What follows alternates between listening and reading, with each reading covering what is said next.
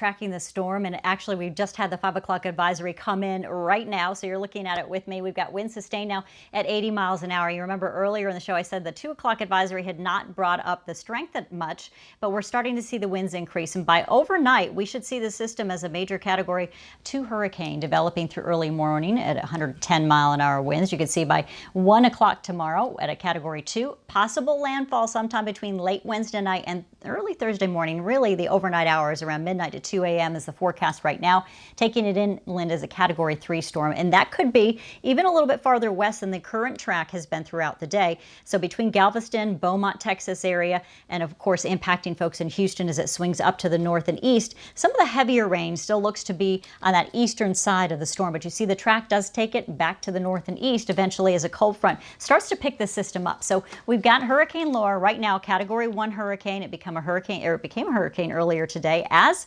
Marco was weakening. So definitely looking like it is going to be a contender for one of the worst storms for us so far this season, and we see the system making landfall in a similar path there as we watch Marco come into the islands a little bit farther to the east. This system though is going to roll in close to Galveston, and so some of the heavier winds now looking like they could hit Galveston, Port Arthur area because of the way that this system might approach the coastline. So kind of doing this perpendicular approach and then taking a turn to the north and east. So we might see some of the folks seeing some of the worst winds in that northeastern quadrant right along the east coast of Texas. You can see the rainfall not as bad farther to the east, but it is going to be a lot higher to the west as we track the winds with this system traveling up to the north with that wind gust forecast really taking folks all the way through central parts of Missouri, Arkansas, with some high gusts out there. We could be looking at 78 to possibly more than that, of course, with the hurricane Category 3 storm kind of impacting folks there